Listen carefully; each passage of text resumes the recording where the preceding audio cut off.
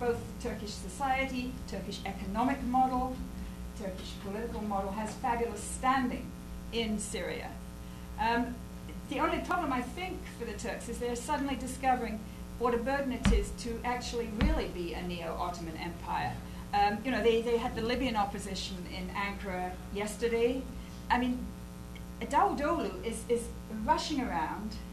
They are all rushing around because they suddenly have so much landing on their doorstep. Well, Libya is not exactly on their doorstep, but Syria is. So I think that they will really feel compelled to engage, and they have done so far. There have been some interesting statements out of Turkey recently. This was, I guess, on Saturday. Davutoglu said there is still a chance for a stable and peaceful transition in Syria. If comprehensive shock reforms are initiated, time is running out. What I'm not seeing coming from Ankara yet, and obviously I'm not seeing everything that's happening there, is any talk about a negotiation. I mean, they're just asking Bashar al-Assad to do various things, but they're not saying, let us try to structure the negotiating table that will bring all the forces together and craft the new democratic constitution. That's Turkey. Obviously, there are other outsiders who could help, such as, for example, South Africa itself. Wonderful experience to share with how you do this. And look, if Frederick de Klerk can get a Nobel Peace Prize after everything the National Party and the apartheid regime did, none of them went on trial. That was a big part of the transition. That they got, amnesty. That's what my whole book is about. In return for truth-telling. So there was a very important negotiation there, an important deal that those who told the truth got amnesty. The alternative is to kind of pursue your rights-based claims to l'outrance. I mean, for example, what happened in Iraq with the trial of Saddam Hussein, I don't think was a good outcome. The trial was deeply flawed, and the outcome with the execution was just a terrible thing to happen. So I think there is a lot that the South Africans can share.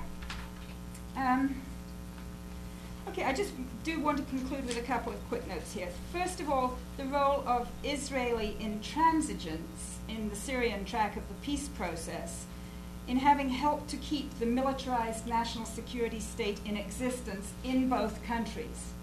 We cannot underestimate that. How different might the current transition in Syria have looked if Syria had won the full land for full peace deal with Israel back in 1994, 95, when it looked very close, or again in 2000 when it looked very close at Geneva.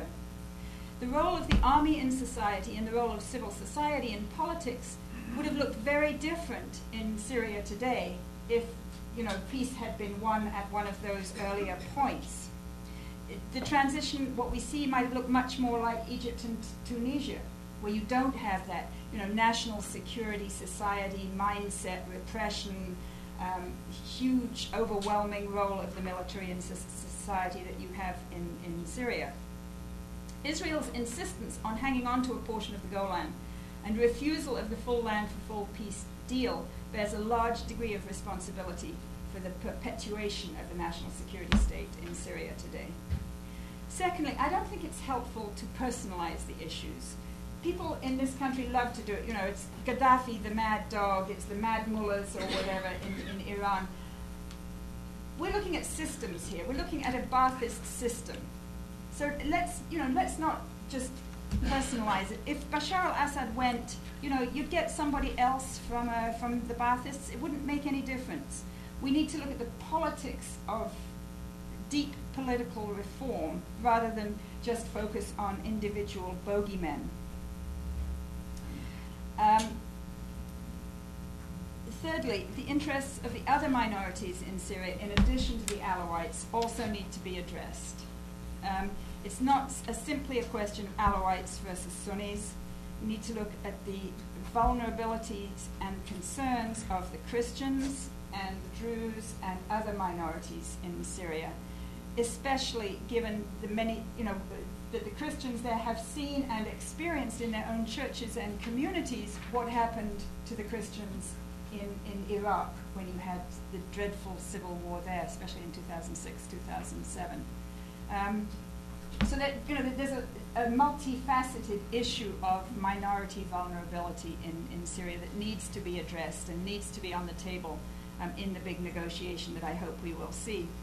I'm very happy to address issues like the effects on Palestinian politics, Hamas, Hezbollah, and Iran, but I don't have time to do so right now. I did just want to focus on the role of Turkey and the need for this kind of broad negotiation and put Syria into... I was talking about how much Syrians love Turkey. If you talk to just about any Syrians, they will tell you we have two models.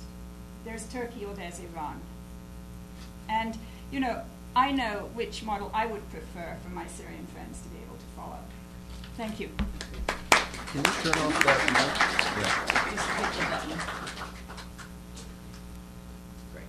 I know the room is crowded and visibility is limited. I appreciate your indulgence in letting me speak from here. I find that when I do, I can see my notes.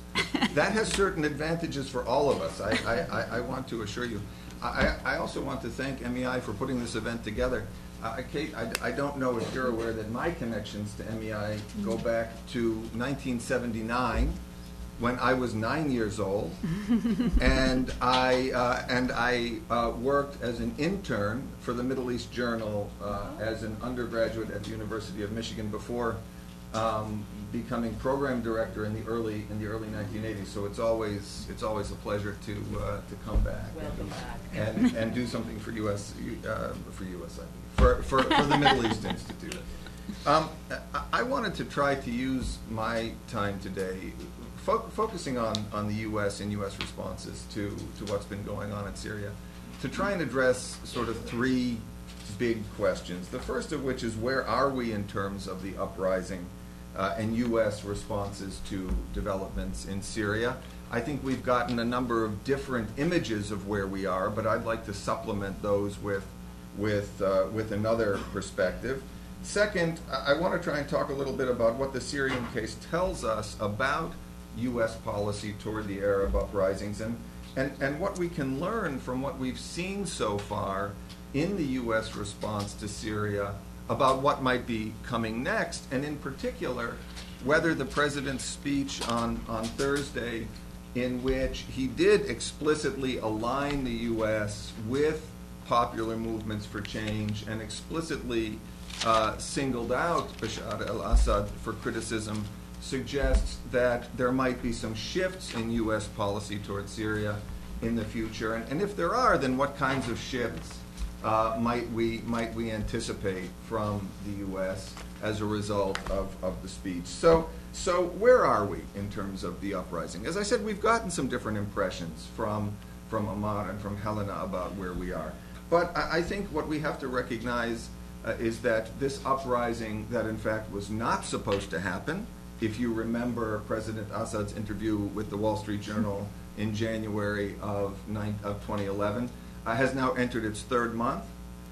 We have confirmed reports of almost 1,000 Syrians killed. I met a Syrian colleague in Amsterdam last week who said that the numbers may be closer to 1,500, which would suggest that this is an uprising which has